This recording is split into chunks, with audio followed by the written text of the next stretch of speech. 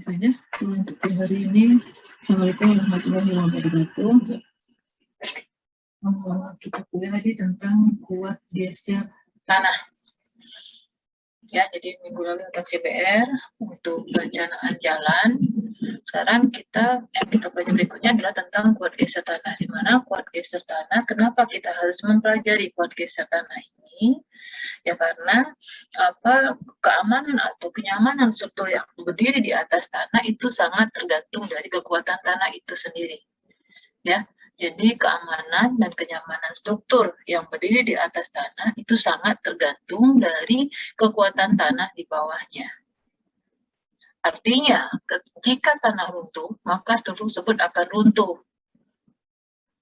Sekuat apapun struktur itu, ketika tanah di bawah itu runtuh, maka bangunannya juga akan ikut runtuh. Ya, di mana akibat runtuh tersebut bisa merenggut beberapa korban dan kerugian ekonomi. Ya, nah kekuatan tanah yang dimaksud itu adalah kekuatan geser. Jadi tanah hanya memiliki kuat geser, tidak yang lain. Kalau beton kan dia memiliki kuat tekan. Nah, tanah enggak, bukan tekan di sini kalau tanah. Kalau tanah itu adalah kuat geser tanah atau yang dikenal dengan shear strength. Parameter kuat geser tanah yang diperlukan untuk analisis kapasitas dukung tanah. Jadi kuat geser parameter yang digunakan dalam menghitung kapasitas dukung itu adalah salah satunya adalah parameter kuat geser tanah. Begitu juga dengan untuk menentukan kestabilan lereng. Itu juga perlu parameter kuat geser tanah. Kemudian untuk perencanaan dinding penahan tanah, yang dimana kita harus menghitung gaya dorongnya. Nah, itu juga perlu parameter kuat geser tanah. Itu ya. Jadi itulah sebabnya kenapa kita harus mengetahui atau mempelajari kekuatan tanah. Jadi, Moore pada tahun 1910 memberikan teori kondisi keruntuhan suatu bahan, di mana keruntuhan suatu bahan terjadi oleh akibat adanya kombinasi keadaan kritis dari tegangan normal dan tegangan geser. Jadi keruntuhan suatu bahan itu terjadi akibat kombinasi kondisi kritis dari tegangan normal dan tegangan geser. Tidak salah satunya. Ya, hubungan fungsi antara tegangan normal dan tegangan geser pada bidang butuh dinyatakan dengan persamaan tau sama dengan C ditambah tegangan normal ya dikali tangan P ya. Terhapus, lupa nambahkan. Jadi hubungan fungsi tegangan normal dan tegangan geser yang ini dinamakan dengan tegangan geser, yang ini adalah tegangan normal, di mana tegangan geser itu adalah C atau kohesi plus tegangan normal dikalikan dengan tangan P tanah. Jadi itu adalah tegangan geser pada saat terjadinya keruntuhan atau kegagalan, sedangkan tegangan normal itu ada tegangan normal pada kondisi tersebut. Nah ini ya, tanah itu runtuh akibat geser, tanah tidak runtuh akibat tekanan. Jadi walaupun dalam gambar ini seolah-olah si pondasi ini menekan tanah ya, di sini kan seolah-olah si pondasi menekan tanah. Ya, habis baterai ya. Ya, ini menekan tanah ke sini ke bawah. Ya. Nah, akibat dari gaya yang bekerja pada pondasi, maka massa tanah di bawah pondasi itu akan bergerak. Ya, massa tanah itu akan bergerak ke sini, ke atas. Nah, pergerakan massa tanah ini ke sini itu akan ditahan oleh kekuatan geser yang ada di bawah dari failure surface atau bidang keruntuhannya. Jadi di sini akibat dari pergerakan tanahnya akan ditahan oleh gesekan antara massa tanah dengan tanah yang ada di bawahnya. Maka itu tanah hanya runtuh akibat geser, bukan tekan. Ya begitu juga misalkan ini ada embankment atau lereng, ya massa tanah akan bergerak ke bawah akibat adanya berat gravitasi dari tanah tersebut. Nah, pergerakan ini juga akan ditahan oleh resisten. Jadi ditahan oleh kekuatan geser dari bidang runtuhnya ini.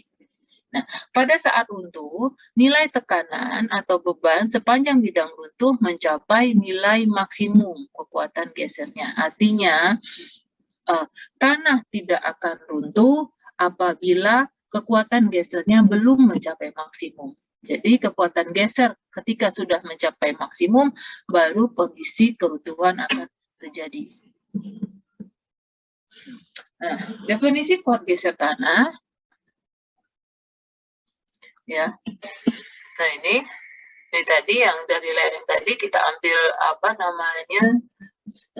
sebagian kecil dari bidang runtuhnya, kita aplikasikan di sini, ya.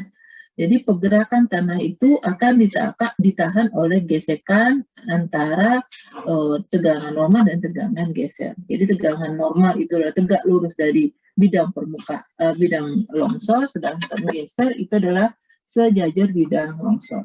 Jadi partikel tanah bergerak relatif terhadap partikel tanah lainnya di sepanjang bidang runtuh. Tapi pergerakan ini tidak akan mengalami kerusakan pada butiran partikelnya.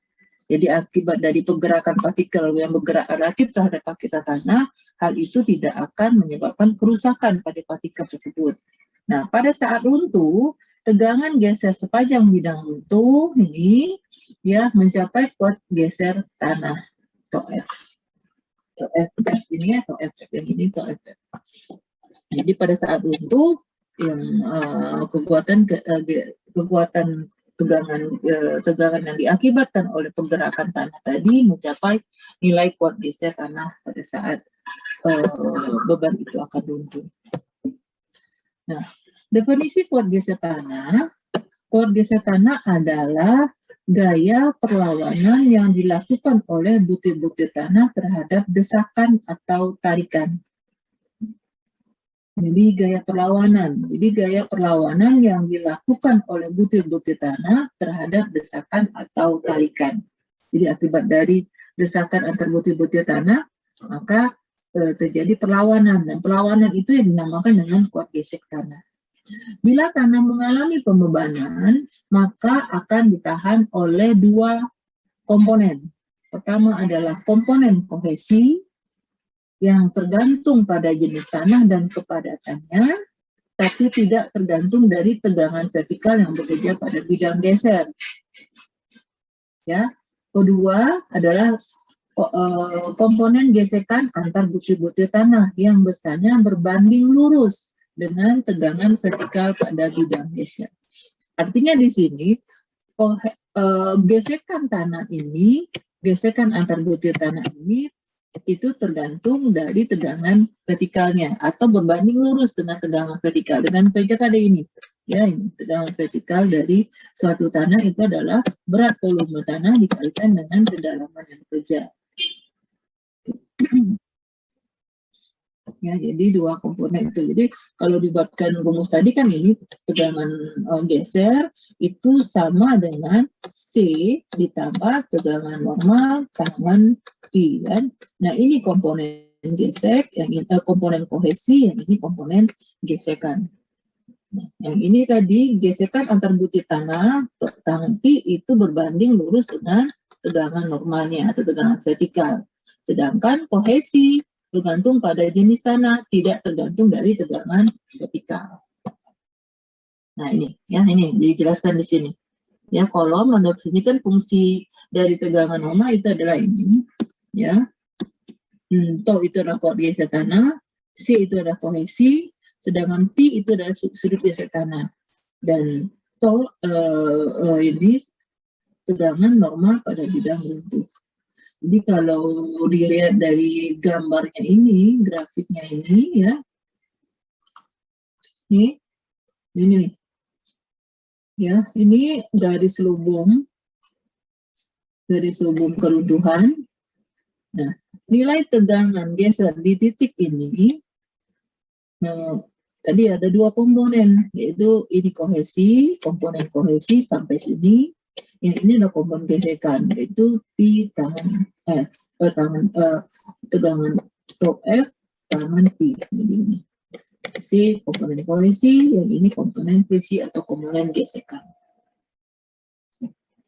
Komponen geser tanah artinya ada dua, ya, komponen kohesif dan komponen friksi, di mana C dan P itu adalah parameter kuat geser tanah. Nah, ingat ya, kalau ditanya apa itu parameter kuat geser tanah, dua ini. Parameter kuat geser tanah itu adalah nilai C dan nilai P. Nah, terlihat dari rumus ini, semakin tinggi nilai C, semakin tinggi nilai P, maka nilai tegangan gesernya itu akan semakin besar. Atau kekuatan tanah itu akan semakin besar. Ya, dari gambar itu. Nah, itu ya. Nah, teori keruntuhan geser Mohr-Coulomb. Garis selubung kegagalan dari persamaan Mohr-Coulomb, ya, dilukiskan dalam gambar ini. Nih, yang garis merah ini adalah kurva keruntuhan, ya, kurva keruntuhan atau bidang runtuh, misalkan yang di dalam sampel tanah ini, ya, terjadi keruntuhan akibat dari tekanan, misalnya ini atas, ya, jadi bidang runtuhnya misalkan ini, ya, yang ini tegangan normalnya, yang ini ada tegangan gesernya. Sehingga kalau diaplikasikan di grafik, yang ini merupakan yang tadi garis lubungnya, yang ini kohesinya, dan ini ada komponennya. Pengertian mengenai keruntuhan suatu bahan dapat diterangkan sebagai berikut. Yang pertama adalah A, ya, tegangan tanah di elemen A tidak akan terjadi keruntuhan. Kenapa tegangan tanah di elemen A tidak terjadi keruntuhan? Karena tegangan gesernya belum mencapai puncak maksimumnya. Maksimumnya di sini, di garis keruntuhan. Nah, sedangkan di B, tegangan tanah di B itu kekuatan geser yang terjadi adalah kondisi maksimum.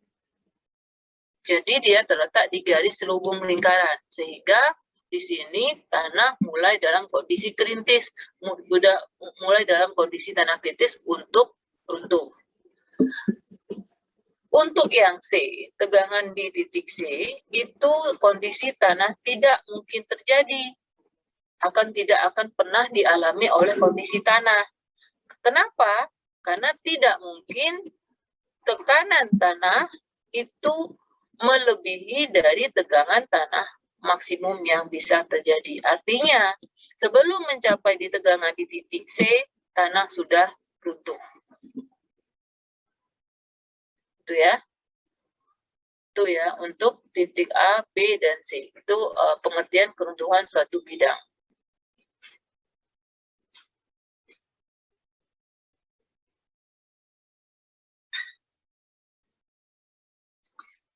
Sampai sini ada mau tanya, silakan.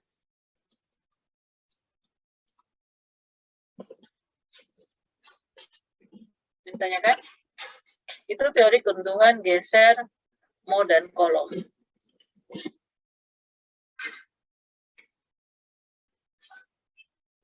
Oke, jadi kalau ini dalam bidang keruntuhan, nah kondisi yang dialami di lapangan itu bisa digambarkan seperti ini. Jadi misalkan ini elemen tanah Y. Sebelum ada timbunan, misalnya ini masih kosong, belum ada ini ya, misalkan ini belum ada, yang timbunan ini belum ada, ini ya. Si elemen Y ini hanya mengalami tegangan TO3 atau hanya mengalami tegangan di sekeliling dari tegangan di elemen Y. Jadi TO3 itu adalah tegangan sekeliling elemen Y, di mana nilainya adalah merupakan tegangan vertikal. Nih, tegangan vertikal sebelum diberikan pembebanan. Di mana sudah Ibu jelaskan tadi, tegangan vertikal itu tau V sama dengan berat volume dikalikan dengan kedalamannya. Ya, itu ya, tegangan keliling tadi.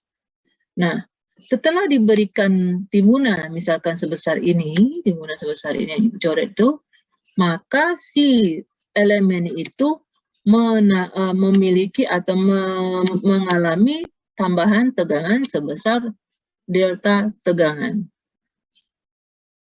Ya, jadi di elemen Y itu pertama tadi tegangan T3, ya, akibat dari beban timunan, maka di elemen Y akan mendapatkan tambahan tegangan sebesar tegangan delta tegangan.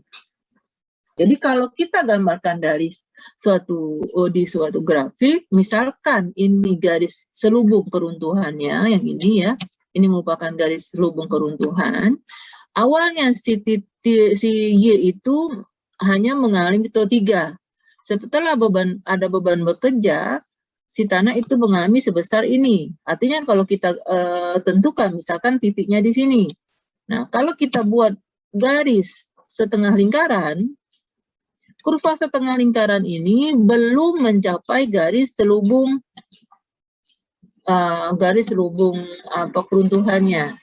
Nah, kalau garis kurva setengah lingkaran ini belum mencapai garis selubung, artinya si tanah ketika diberi beban sebesar ini belum mengalami keruntuhan. Ya, itu ya. Tuh. Kemudian beban ditambah lagi. Tadi kan hanya segini. Kemudian beban ditambah lagi. Waktu ditambah lagi belum mencapai maksimum, masih segini. Kemudian ditambah lapis lagi, belum mencapai maksimum, segini. Kita tambah lagi tambahan tegangannya. Nah, ketika ditambah semakin besar, ternyata di elemen Y ini, ketika dibuatkan garis setengah lingkaran, dia mencapai kondisi di mana dia menyentuh garis selubung lingkaran.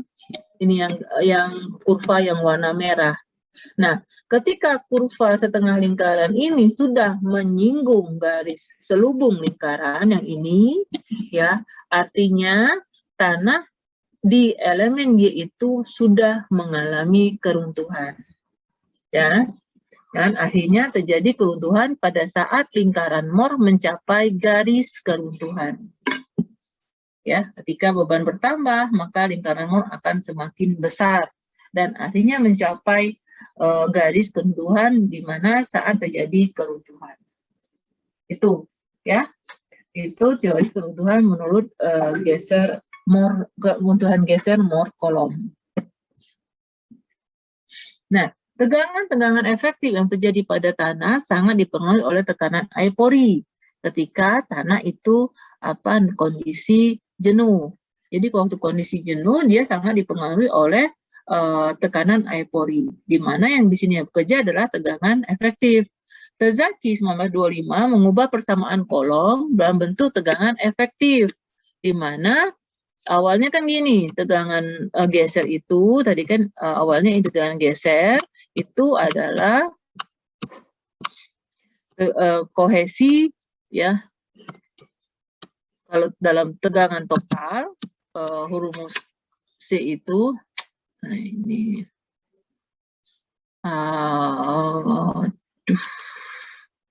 ya. Nah, tegangan normal itu adalah C ditambah dengan tegangan normal dikalikan dengan tangan pi kan tadi.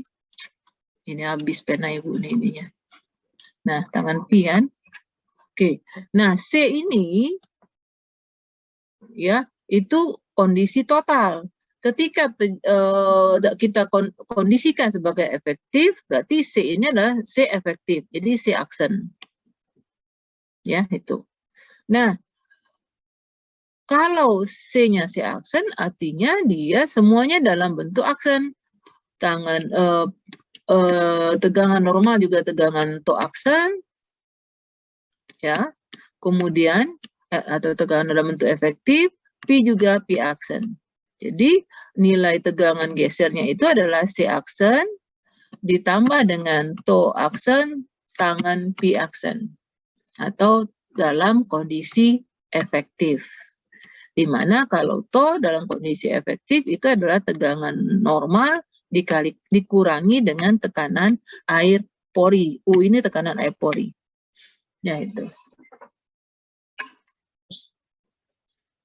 Nah, kuat geser tanah juga bisa dinyatakan dalam bentuk tegangan efektif TO 1 aksen dan TO 3 aksen pada saat tujuan. Tadi kan sudah dijelaskan kalau dia kondisi efektif ya, TO efektif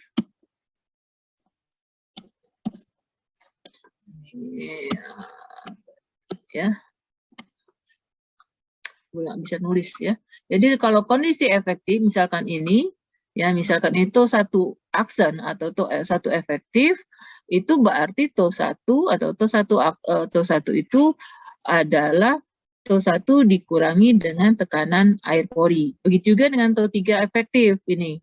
Berarti TO 3 dikurangi dengan U atau tekanan air pori. Nah, ya, nih. Nah, jadi bentuk lingkaran Moore-nya atau sulung keruntuhannya sama. Hanya saja di sini yang bekerja adalah efektif. Ya. Jadi waktu kalian menggambarkan di grafik, yang kita gunakan itu adalah tegangan, semuanya kita gunakan adalah tegangan efektif.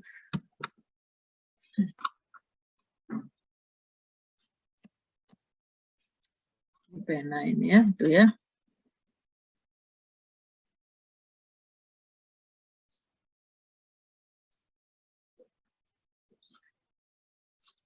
Nah, ya.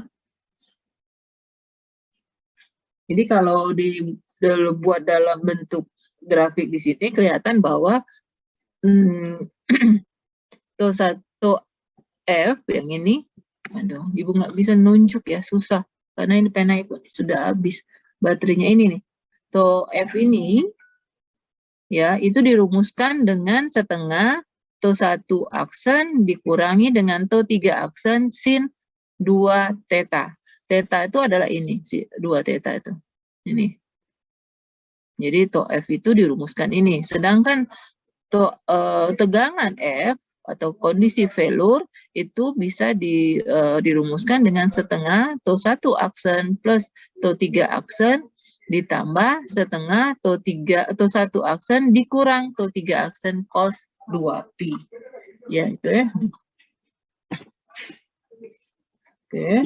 Nah, di gambar di samping hubungan antara tegangan utama efektif saat keruntuhan dan parameter kuat geser diperoleh dengan menggunakan persamaan ini.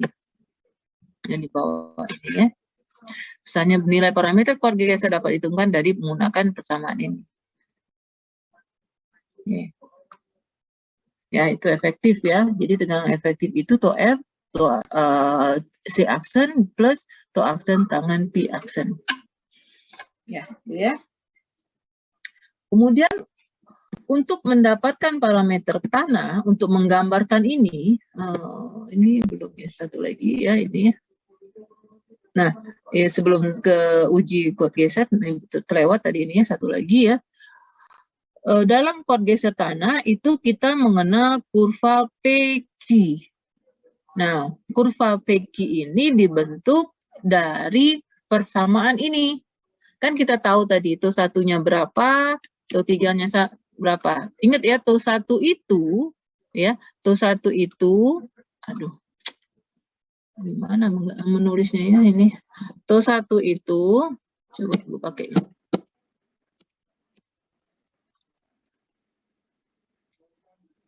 Oke ya.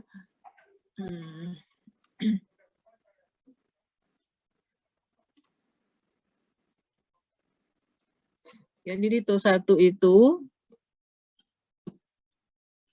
kok nggak mau dia. Ini TO 1 itu sama dengan TO 3 ditambah tambahan tegangan ya. Nih. Ya. Jadi TO1 yang ini, yang Ibu jelaskan dari awal, itu dirumuskan ini, jangan lupa, ini rumus dasarnya. Jadi TO1 itu adalah tegangan yang diterima oleh tanah ketika sudah ada tambahan tekanan atau tambahan tekanan deviator. Ya. Jadi P itu dirumuskan dengan setengah TO1 aksen plus TO3 aksen. Sedangkan Q aksen itu dirumuskan dengan setengah TO1 aksen dikurangi TO3 aksen. Kemudian dibuatkan dalam bentuk kurva PQ. Nih, kurva PQ. Kalau tadi kan kurva antara tegangan normal yang ini, yang ini, kurva antara tegangan normal yang ini ya, dengan tegangan geser ini. Ya. Nah, kalau mau buat kurva P dan Q, kita buatkan rumus dulu, buatkan nilai P dan Q dulu ini dengan menggunakan rumus ini. Ya, dengan menggunakan rumus ini. Ya, di mana P itu bagian ordinat dan Q ini. Jadi kalian buatkan di berapa nilainya, ini letak TO3, letak TO1, tarik. Nah, ini nilai nilai A aksen, di mana garis selubung kegagalan itu adalah dirumuskan dengan persamaan ini.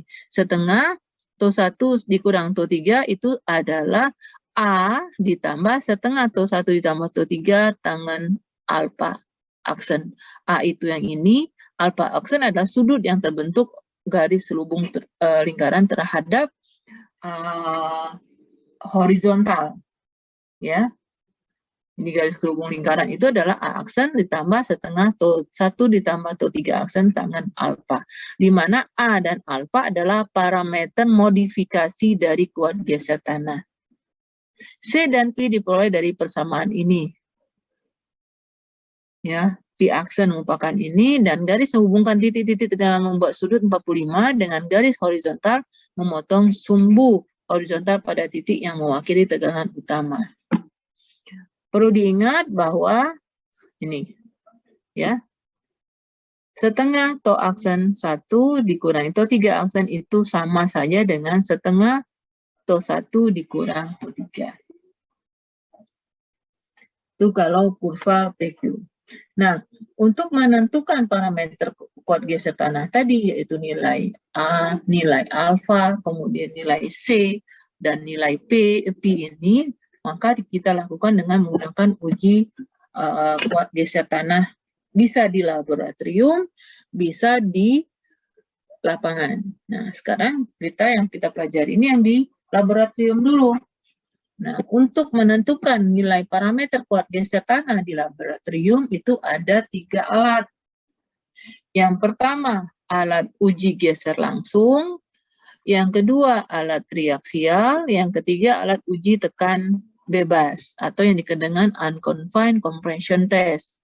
Yang ini alat triaksial kita yang nomor 2. Kemudian nomor 1 ini alat triaksial. Yang ketiga ini adalah alat unconfined atau alat kuat tekan bebas ya.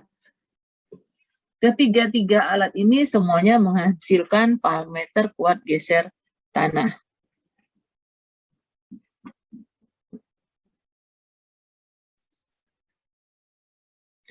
Oke.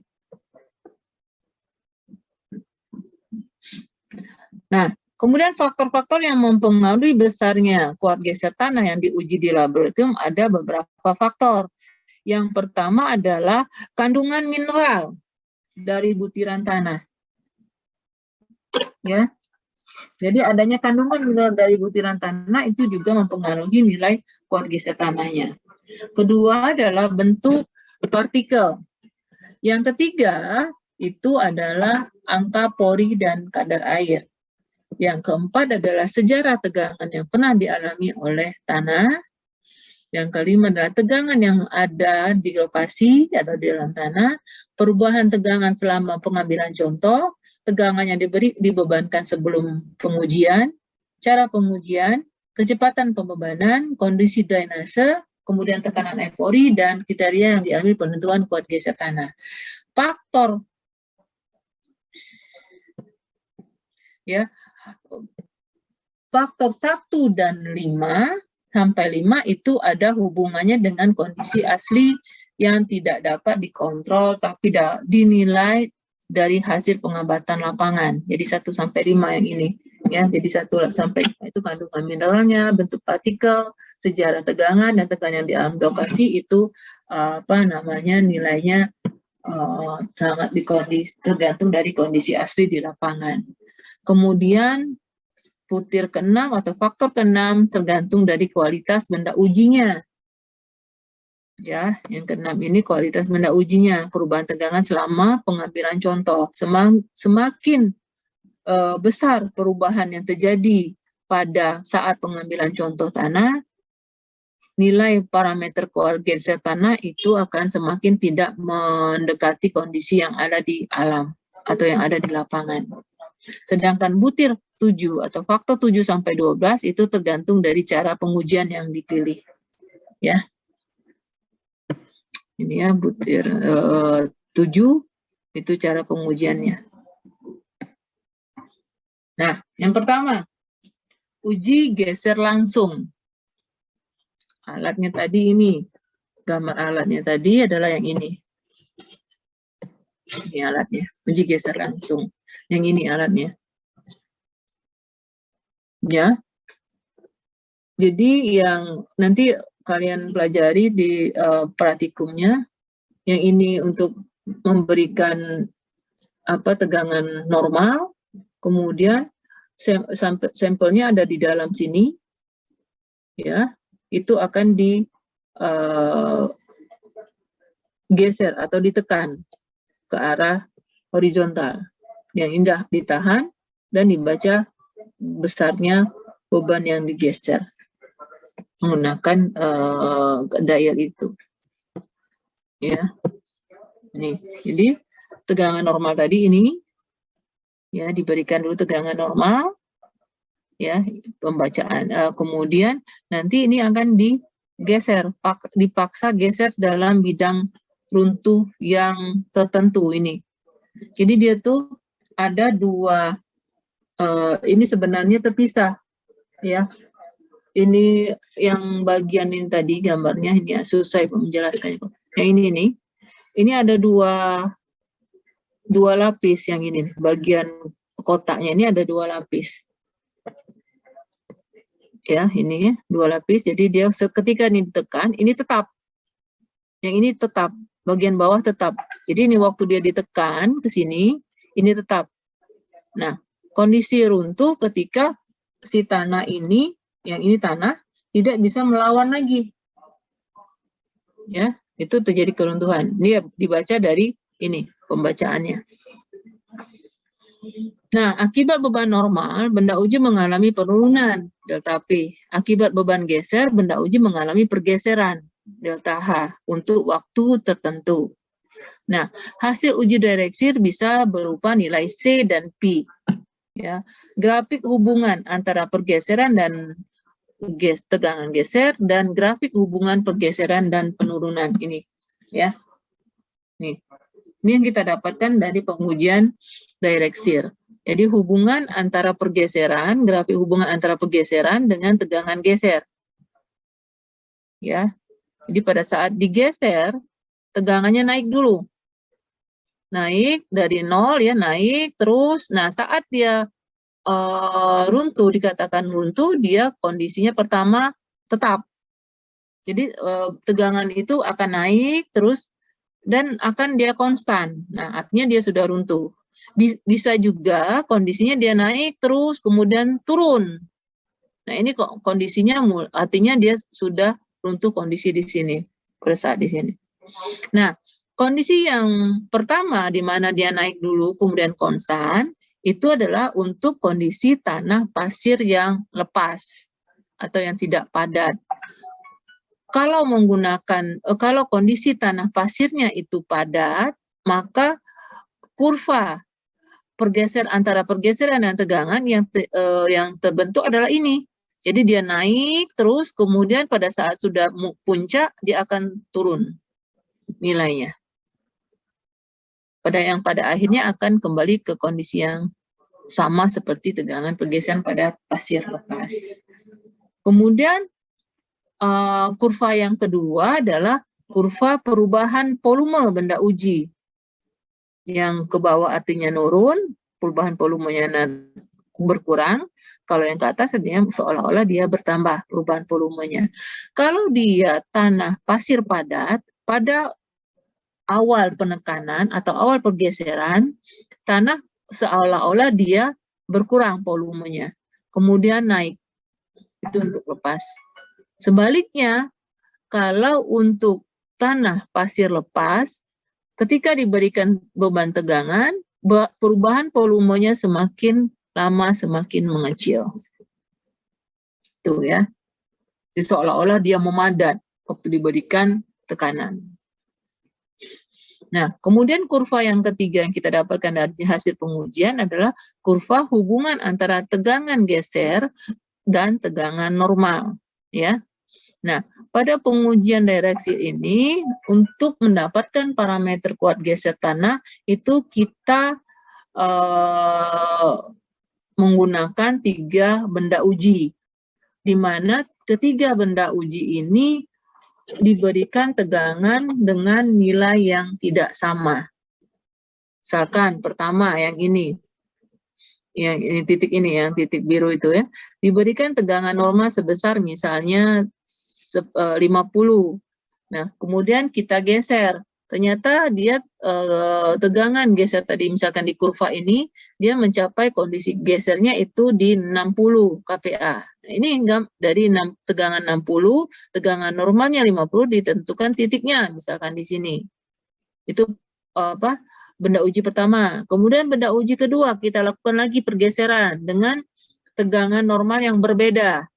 Misalkan 100. Nah, pada saat tegangan normal 100, misalkan tegangan geser atau tanah itu runtuh pada tegangan misalkan 75. Tarik. Dapatlah titik ini. Kemudian benda uji ketiga, misalkan kita terapkan tegangannya misalnya di 200 kPa. Di sini kan. Nah, sini tarik, kemudian tegangan geser yang terjadi pada saat dia runtuh misalkan di 100. Nah, tarik di sini. Ketemu 3 titik ini.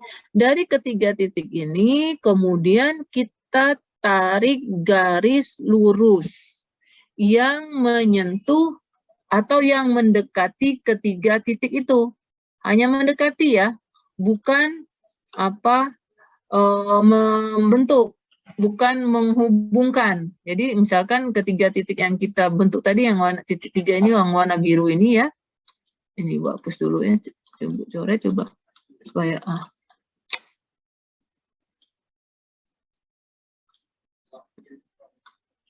ya ini. Nah, tuang semua.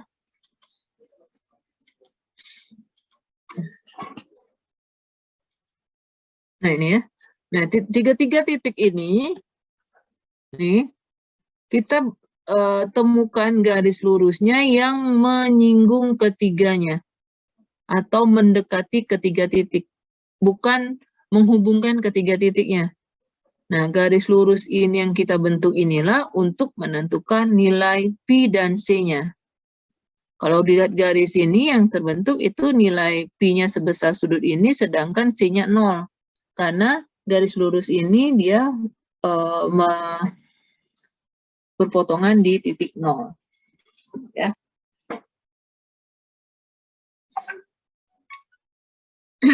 Nah, itu ya. Jadi uji geser langsung.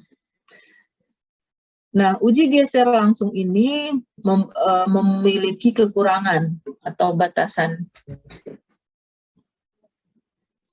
Ya, ada beberapa batasan dalam uji geser langsung. Bentar ya.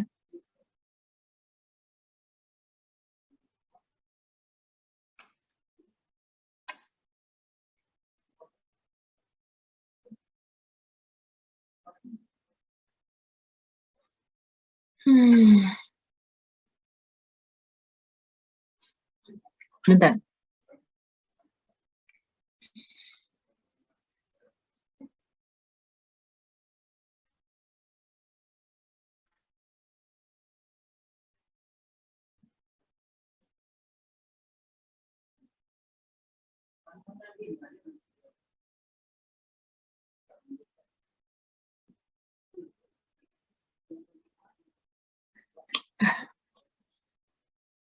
Oke. Sebentar.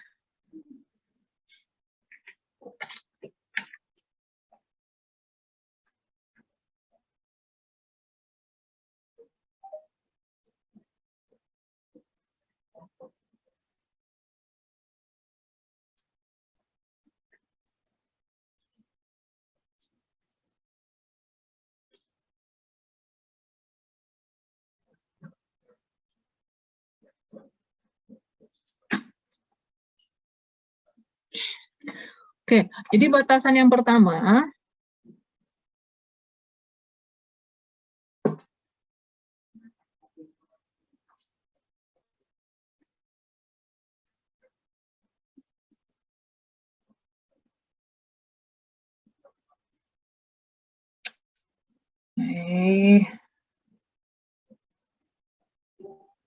Recording in progress. Oke, batasan ataupun kekurangan dalam pengujian geser langsung yang pertama adalah tanah benda uji dipaksa untuk mengalami keruntuhan pada bidang yang telah ditentukan.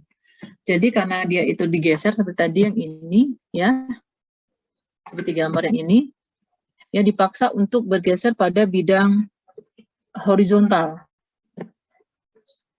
Ya, jadi akan tetapi di lapangan belum tentu tanah itu mengalami keruntuhan dalam bidang horizontal. Kemudian distribusi tegangan pada bidang kegairahan tidak uniform. Kemudian tekanan air-pori tidak dapat diukur.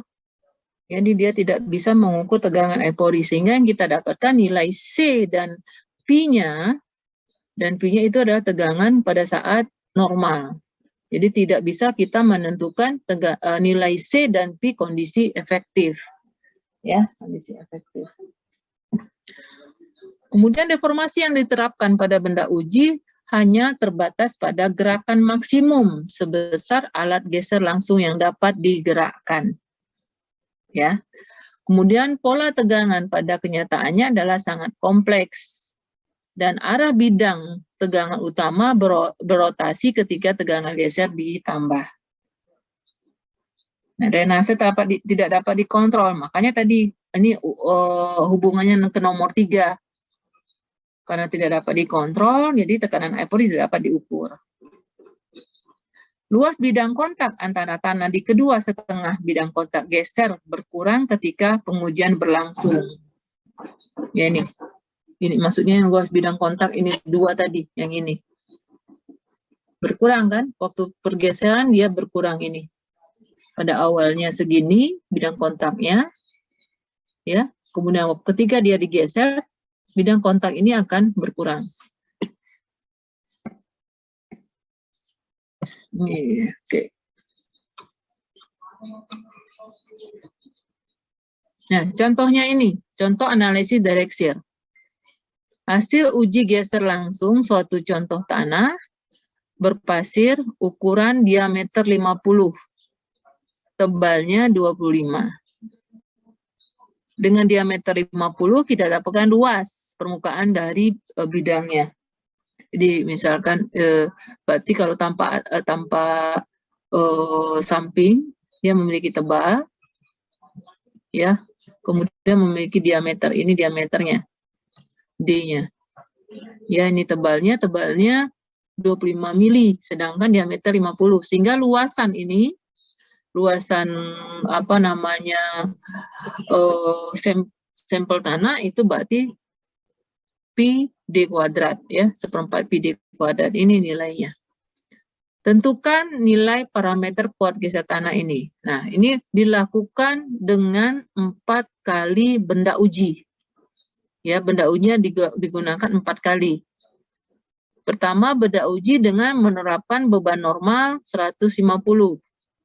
Ketika digeser, beban gesernya itu kondisi runtuh adalah 151. Beban residu atau sisanya adalah 44. Kemudian pada sampel tanah kedua diterapkan beban normal itu 250. Beban geser saat runtuh itu adalah 199,5. Sedangkan beban residu atau sisanya atau beban sisa itu adalah 56. Dan seterusnya sampai benda uji keempat. Nah, kita tahu rumus tegangan geser itu adalah gaya geser dibagi dengan luasan tanah, luasan sampel tanah. Bagi juga dengan tegangan normal. Tegangan normal itu adalah gaya normal dibagi dengan luasan sampel tanah. Beban normal ini, beban geser ini. Berarti kita bisa menentukan tegangan normal dan tegangan geser saat runtuh. Nah, kita hitung. Ini, beban normalnya ini tadi. Berarti tegangan normal 150 dibagi dengan luasannya. Ini dapatnya. Beban gesernya tadi ini. Tegangan geser itu adalah gaya geser atau beban geser dibagi luasan contoh tanah. Ini nilainya. Beban residu ini sudah kita dapatkan dari pengujian. Sama. Tegangan residu itu berarti beban geser residu dibagi dengan luasan contoh tanah. Nah, dari tabel hitungan kita ini, kita buatkan grafik. Grafik hubungan tegangan normal dan tegangan geser. Ya, tadi kan pertama ini, tegangan normalnya 76,4. Tegangan gesernya 80. Gambarkan di sini. Tegangan geser 74, tegangan normal 74, kemudian misalnya Ibu ambil ini tabel ini ya. Misalkan ini Ibu ambil tabelnya. Aduh. Nah, ini tabelnya Ibu ambil.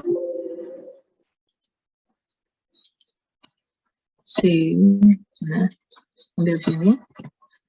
Oke, Ibu kecilin ya.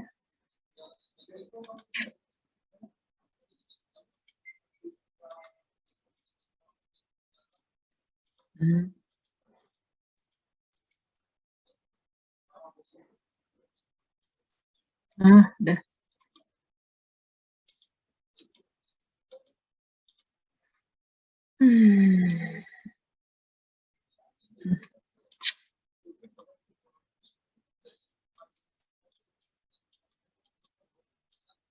Nah, ini ya, Ibu ambil di sini aja, taruh sini. Nah, pertama 76. Ya, 76. Kayaknya ini yang mengganggu ya. Nah, Ibu taruh sini. Pertama tegangan normalnya 76. Ini nilai 76. Ya. Nih. Kemudian tegangan gesernya 80. Nah, ini dapat titik yang ini. Nah, sini ya. 76 ini 80. Kemudian yang kedua, tegangan normalnya 127, tegangan gesernya 101. 127, kemudian 101 ini titiknya. Yang ketiga 178 dengan apa namanya 131. Ini ketemu titik ini dan keempat titik. Nah, dari keempat titik ini kita tarik garis yang mendekati ketiga titik ini, bukan menghubungkan ya. Kita tarik garis lurus yang mendekati ketiga titik ini. Nah, perpotongan antara garis yang kita bentuk tadi terhadap sumbu tegangan geser itulah nilai C. Sedangkan sudut yang terbentuk terhadap horizontal itulah nilai P-nya. Nah, kalau kita lihat kelihatan di sini bahwa nilai C-nya nilainya adalah 38,2 sedangkan P-nya adalah 27,6. Untuk kekuatan residunya, kekuatan sisa. Residu adalah sisa. Artinya setelah dia runtuh, si tanah itu masih memiliki kekuatan. Inilah yang dinamakan dengan kekuatan residu atau sisa. Sama, kita hubungkan tegangan normal terhadap tegangan geser residu. Ya, sama seperti tadi, tarik garis lurus yang mendekati keempat titik ini. Nah, dari sini kita dapatkan nilai yang berpotongan antara garis yang kita bentuk terhadap sumbu tegangan geser itu adalah 0,6. Sedangkan P-nya adalah sudut yang terbentuk adalah 15. Jadi C atau kohesi tanah saat residu itu tinggal 0,6. sedangkan sudutnya tinggal 15 derajat. Itu cara menganalisis hasil uji Beresil. Oke, sampai sini ada yang mau tanya, silakan. Izin bertanya, Bu. Berarti untuk yang grafik garis dengan titik warna biru itu tuh tegangan geser runtuh, Bu, ya? Titik dari tegangan geser runtuh. Kondisi runtuh itu adalah yang garis biru. Kalau yang pada residu, saat tegangan residu itu yang merah. Yang residu itu adalah yang merah, ya. Jadi pada saat runtuh terjadi bidang failure-nya itu yang biru ini. Jadi kalau parameter kuat geser tanah itu adalah parameter kondisi saat failure. Ya, parameter kuat geser tanah itu adalah kondisi pada saat failure. Maka di sini kalau kalian gambarkan di sini ini kan garis bidang failure-nya yang biru. Nah, garis biru yang terbentuk yang berpotongan dengan tegangan geser itulah parameter kohesinya. Sedangkan sudut yang terbentuk itulah nilai parameter P-nya. Ya, jadi parameter kuat geser tadi kan utamanya dua, kohesi sama sudut gesek dalam atau P tanah. Itu. Ya. Iya, Bu. Terima kasih, Bu. Ya, ada yang mau tanya lagi, silakan.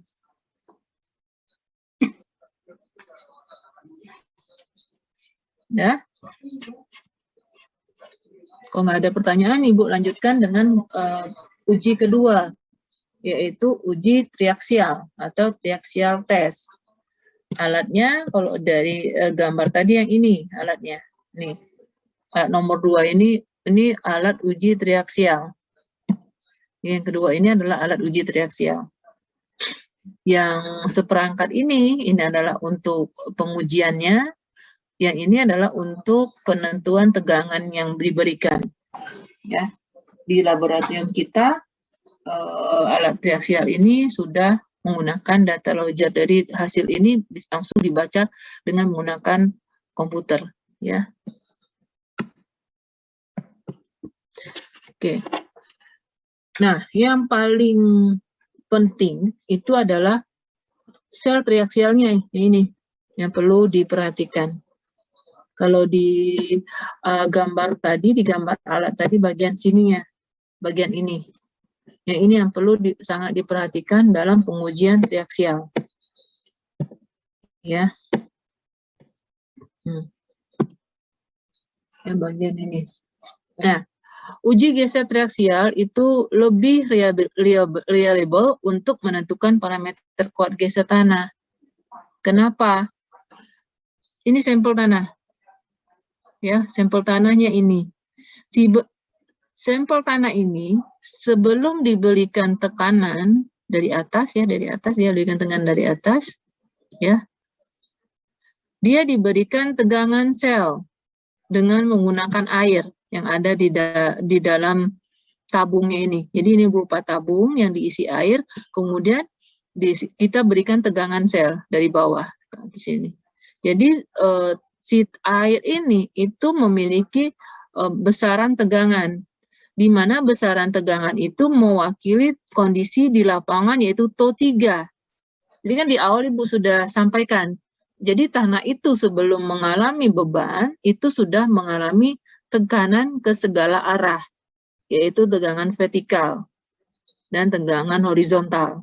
Di mana nilainya adalah berat volume dikalikan dengan kedalaman. Artinya di sini tegangan sel ini adalah tegangan yang diakibatkan oleh berat sendiri tanah tersebut. Dikalikan dari kedalamannya. Nah, di triaksial diaplikasikan atau dimodelkan dengan TO3 ini. Tegangan sel ini yang diberikan pada air ini. Jadi si sampel ini akan dikekang. Ya, dia akan mengalami tegangan sel ke segala arah. Seperti yang terjadi di lapangan. Nah, karena ini adalah berupa air, berarti sebelum diberikan dipasang, ini harus dipakai membran yang tidak tembus air. Jadi waktu pemasangan di sini waktu pemasangan sampel tanah, kemudian tanah itu dibungkus dengan membran dulu, ya. Nah, ya, jadi benda uji berupa silinder dengan ukuran 2 kali diameter. Biasanya kalau diameternya 38, maka tingginya 76. Atau diameternya 50, tingginya 100. Ya. Benda uji dimasukkan ke dalam membran. Ini tadi tujuan pemakaian membran ini ketika dia diberi air, di mana air diberi tekanan, air tidak akan masuk ke dalam tanah. Ya. Diletakkan di dalam sel triaksial. Tekanan sekeliling benda uji diberikan melalui tekanan air yang dinamakan dengan tegangan TO3. Tegangan utama minor yang digunakan dengan tegangan dan tegangan utama minor. Ya. Jadi TO3 itu bisa juga disebut dengan tegangan utama minor. Jadi banyak TO3 itu istilahnya. Bisa diistilahkan dengan tegangan sel, bisa diistilahkan dengan tegangan utama minor, ya, atau minor principal stress, ya. Kemudian setelah diberikan tegangan sel ke segala arah, kemudian baru digeser dengan cara ditekan. Nih, dengan piston. Ini ada piston.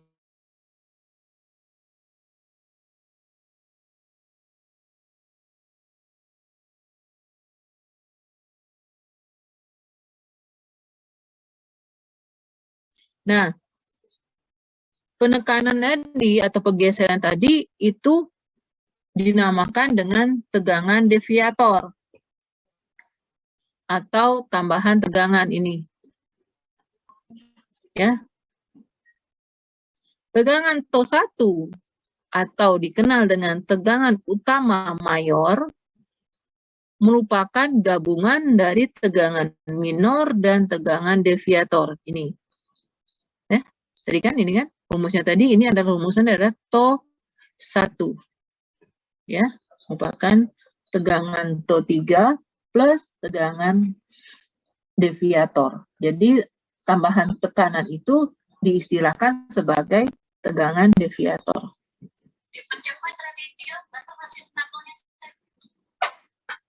Selama penerapan gaya aksial, penurunan benda uji dicatat untuk menghitung regangan. Ya, ini. Dial kedua ini adalah untuk menghitung penurunan, untuk nanti menentukan nilai regangan tanah. Nah, dalam uji triaksial ada 3 kondisi. Nih, kondisi CD, kondisi CU, kondisi UU. CD itu dinamakan dengan consolidated drain, CU dinamakan dengan consolidated undrain, dan UU dinamakan dengan unconsolidated undrain. Ya, jadi di sini ada 2 istilah. Istilah consolidated dan istilah drain. Inilah yang menentukan kondisi pengujian. Ya, di sini ada penjelasannya nggak ya? Bentar Ibu lihat dulu ya. Nah, ini ada, nanti ada penjelasannya ya. Oke, regangan aksial diukur selama penerapan tegangan deviator, di mana penambahan regangan akan menambah tampang melintang benda uji. Karena itu koreksi penampang benda uji dalam menghitung tegangan deviator harus dilakukan. Beda dengan direksi itu tadi ketika diberikan pergeseran, bidang kontak antara tanah itu akan berkurang. Kalau ini enggak, akibat adanya pergeseran akan menambah tampang melintang dari benda uji. Ya, jika penampang benda uji awalnya itu A0, maka penampang benda uji pada regangan tertentu dinyatakan dari persamaan ini. Ya, jadi P0 itu adalah volume awal, delta P adalah perubahan volume, sedangkan L itu adalah panjang benda uji awal, dan delta H itu adalah perubahan panjang. Ya, itu ya. A0 itu adalah benda uji awal. Oke, itu perubahan volume harus kita perhatikan saat pengujian tegangan ya.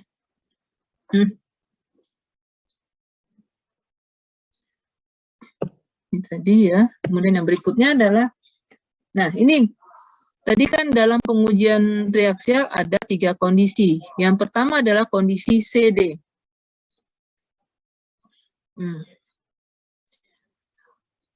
Ini enggak ada skemanya ya, lupa Ibu tambahkan ke skemanya, harusnya ada skemanya. Ibu lihat dari gambar ini aja dulu ya. Oke, Ibu satu-satu untuk kondisi CD dulu, Ibu jelaskan pakai gambar ini dulu ya. Ibu ambil gambar ini, untuk kondisi CD. Nih, Ibu kecilin aja ya. Mau liatin gambarnya saja. Tulisannya jadi ini. Oke, nah ini ya.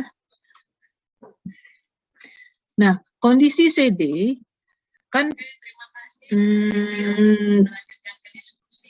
awal tadi kan ini kan sampel tanah nih. Ini kan sampel, ini kan gambar sampel tanah setelah diberi beban, atau ini aja ya, gambar yang sebelum diberi bebannya, kondisi yang belum.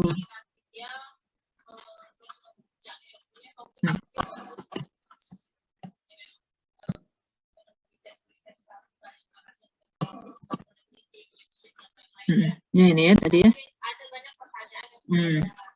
Nah, pertama kan tadi setelah sampel tanah dimasukkan dalam sel, kemudian diberi air, kan diberi tegangan sel. Nih, diberikan tegangan sel ini dari bawah ini ke atas ini ke tanah sehingga ke air, sehingga si tanah ini mengalami tegangan sel ke segala arah. Nah, saat pemberian tegangan sel ini, katup bawah ini, yang ini, katup yang bawah yang ini, itu ditutup. Katup ini ditutup, yang di bawah ini. Ya, sorry. Kalau CD dibuka ya, sorry. Jadi pada saat pemberian tegangan sel, katup ini dibuka. Sorry ya, bukan ditutup ya.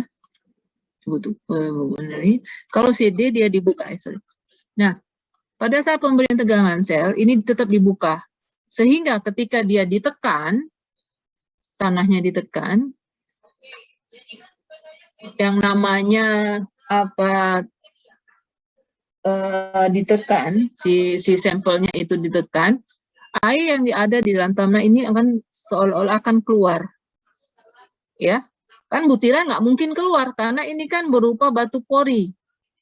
Ya, yang di bawah ini berupa batu pori, sehingga ketika dia ditekan, sampelnya ditekan, air yang keluar seolah dia bisa dianalogikan sebagai peristiwa konsolidasi. Ya, konsolidasi tanah ketika ada beban yang bekerja, maka terjadi pengecilan volume. Nah, pengecilan volume itu akibat dari keluarnya air. Nah, ini karena tadi ini dibuka, katupnya dibuka sehingga air bisa keluar dari sini. Maka terjadi proses konsolidasi. Nah, makanya itu diistilahkan sebagai consolidated yang pertama. Ini kan CD ini kan artinya tadi consolidated. Tuh ya, itu yang pertama. Kemudian setelah dia diberikan tegangan sel ke segala arah, kemudian diberikan beban pergeseran piston ini. Nah, pada saat diberikan pergeseran, ini tetap dibuka. Katup di bawah ini tetap dibuka. Jadi sehingga proses drain di dalam tanah ini masih berlangsung. Nah, pada saat pergeseran tidak dibiarkan terjadi perubahan tekanan air pori. Nah, sehingga kalau ingin menjaga tekanan air pori tidak terjadi, nah ini ya, tidak ada perubahan tekanan air pori, maka proses pergeseran ini dilakukan dengan sangat lambat supaya tidak terjadi perubahan volume pada saat dia digeser. Gitu. Oke. Kalau sampel tanahnya ini memiliki permeabilitas tinggi, itu nggak masalah. Waktunya nggak akan lama proses CD ini. Paling dia memakan waktu 1 hari. Tapi kalau dia tanah yang memiliki permeabilitas yang rendah, saat diberikan tekanan supaya tidak terjadi perubahan tekanan air pori, maka kan kita menyesuaikan dengan pergerakan airnya, pengaliran airnya. Karena dia permeabilitas rendah, artinya proses pengeluaran airnya juga menjadi sangat lambat. Nah, satu benda uji, kalau permeabilitas rendah, itu bisa memakan waktu 1 minggu lebih. Sedangkan triaksial itu dalam satu untuk mendapatkan parameter tanah sama seperti direct shear. Dia memerlukan 3 sampel tanah. Bisa dibayangkan, untuk pengujian CD dengan permeabilitas tanah yang rendah, itu bisa memakan waktu 1 bulan untuk hanya mendapatkan 1 parameter tanah. Makanya, dalam kondisi CD, itu orang tidak menyukai kalau tanah yang diuji itu adalah tanah dengan permeabilitas yang rendah, karena prosesnya itu sangat lama. Nah itu ya, itu kondisi CD. Ya, kemudian kondisi CU, C itu kan consolidated, sama prosesnya seperti kondisi CD, akan tetapi pada saat pergeseran, karena dia undrained, maka pada saat pergeseran ini ditutup katupnya ditutup, sehingga proses pengalian air itu tidak terjadi.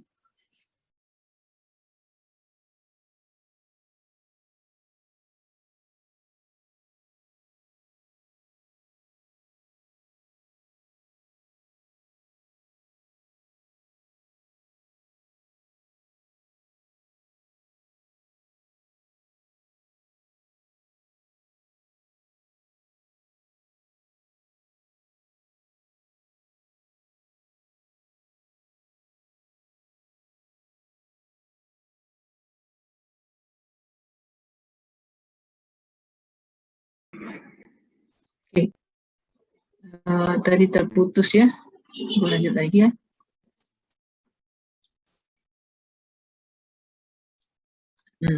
Ini ya. Tadi kondisi CD ya. Jadi kondisi CU. Jadi pada saat dia waktu pergeseran, tadi kalau kondisi CD ini ditutup. Katupnya ditutup pada saat pergeseran.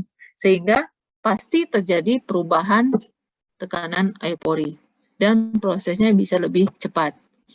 Nah, kalau kondisi UU atau unconsolidated undrained, selama pemberian tegangan sel maupun selama pemberian tegangan pergeseran, katup ini selalu dibuka, tidak ditutup. Sehingga tidak terjadi peristiwa konsolidasi dan tidak terjadi peristiwa pengaliran air. Makanya disebut dengan unconsolidated undrained. Jadi proses pengujian unconsolidated undrained ini waktunya itu sangat singkat. Makanya proses pengujian UU ini kadang-kadang dikatakan proses pengujian yang cepat. Karena proses pengujiannya itu sangat tidak tergantung dari waktu. Ya. Jadi kondisi tanpa drainase menyebabkan tekanan air pori berlebih dan tidak ada tahanan geser dari perlawanan butiran tanah. Pada kondisi tanah yang jenuh, nilai sudut geser internal tanah dapat mencapai 0. Ya, sehingga yang pengujiannya hanya diperoleh nilai kohesi. Ya, itu ya. Itu uji triaksial. Yang ketiga adalah uji tekan bebas. Nanti pengujiannya bisa kalian lakukan praktikum ya di laboratorium. Nah, kalau uji tekan bebas ini mirip seperti uji triaksial, tapi tidak ada tegangan sel. Atau 3-nya itu nggak ada, sama dengan 0. Ya. TO3-nya itu sama dengan 0. Ya, tidak ada pemberian tegangan sel. Jadi ketika sampel tanah ditaruh di sini, itu langsung diberikan pergeseran sampai tanahnya runtuh.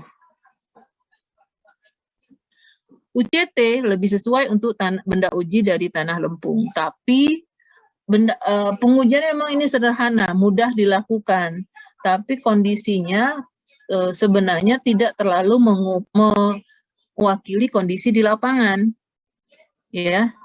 Itu bentuk benda uji silinder sama seperti triaksial 2 kali diameter. Dalam UCT tekanan sel di sekeliling itu sama dengan 0. Ya. Yang dihasilkan dari pengujian UCT ini hanya nilai kohesi, ya, yang tidak tergantung pada tegangan sel. Jadi nilainya ini pada saat runtuh, tegangan sel pada saat runtuh itu adalah nilai TO1 dibagi 2, ya, atau QU dibagi 2, itulah nilai CU-nya. Ya, di mana QU adalah kuat tekan bebas, nilai kuat tekan bebasnya. Secara teoritis, untuk tanah lempung jenuh air, hasil uji triaksial UU dan UCT itu menghasilkan nilai CU yang sama. Secara teoritis harusnya, tetapi biasanya nilai UCT itu lebih kecil dari nilai triaksial. Ya. Nah, kalau digambarkan ya seperti ini grafiknya. Ya. TO3-nya 0, ya, tidak ada tegangan sel, kemudian kita berikan tegangan sampai kondisi runtuh. Berarti TO1 itu sama dengan QU. Nah, nilai CU itu berarti setengah dari QU. Nih, contoh hubungan konsistensi dengan nilai kuat geser tekanan tanah lempung itu bisa dilihat dari gambar ini, di tabel ini, ya. Kalau dikatakan tanah keras, QU-nya itu di atas 400 atau nilai C-nya separuhnya. Jadi nilai CU-nya itu di atas 200 kPa. Kalau lempung lunak, QU-nya itu antara 25 sampai 50 atau nilai C-nya itu 12 sampai 25. Ya, gitu ya. Itu nilai konsistensi. Jadi tanah itu kalau misalnya kita dapatkan kohesinya misalkan 30, ya, berarti dia konsistensinya sedang kalau C-nya 30. Kalau C-nya itu kita dapatkan misalnya 15, berarti dia termasuk konsistensi tanah yang lunak. Ingat ya pesan dari Pak Indra kemarin, lempung tidak ada istilah padat tidak padat. Dia hanya ada nilai konsistensi, apakah dia keras, lunak, kaku. Sebaliknya pasir. Pasir tidak ada dinamakan dengan pasir keras, pasir lunak, tidak ada. Pasir istilahnya hanya pasir padat, pasir lepas, pasir sedang. Ya, itu perlu diingat.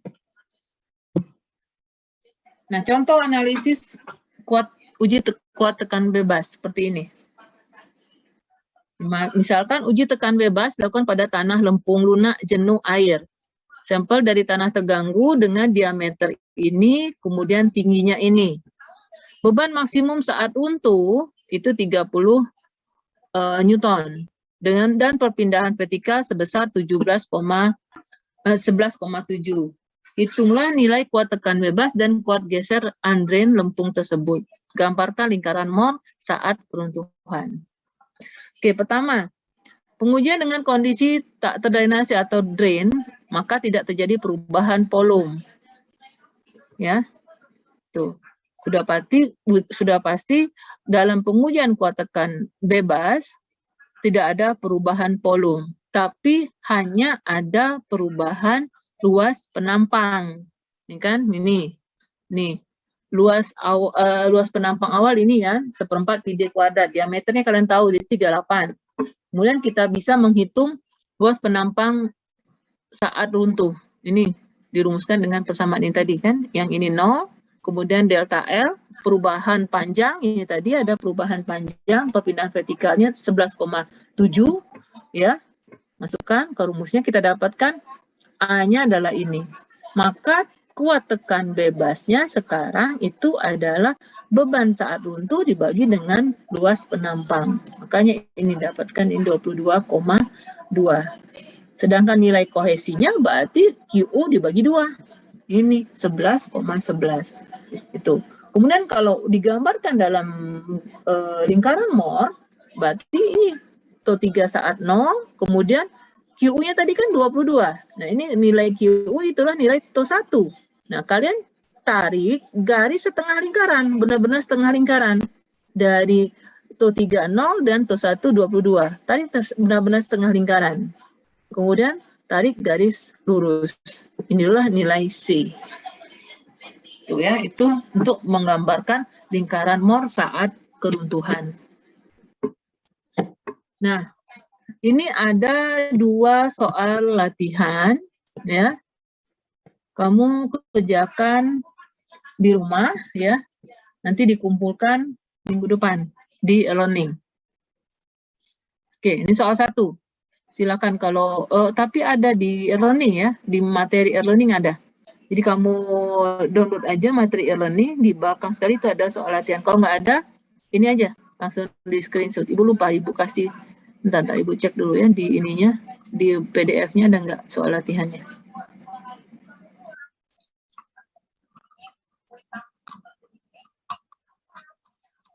Oh, nggak ada di PDF, nggak ada. Jadi kalian ini aja, apa screenshot aja soalnya ini. Ini soal 1, sudah?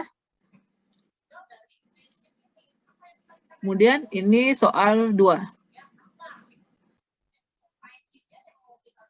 Ya. Oke. Sampai sini ada mau tanya silakan. Ada yang mau tanyakan silakan.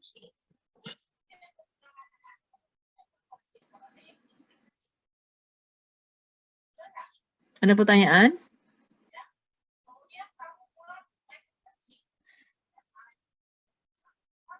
Nggak ada? Oke, kalau nggak ada yang ingin tanyakan, Ibu akhiri kuliah untuk hari ini. Ibu cukupkan sampai di sini.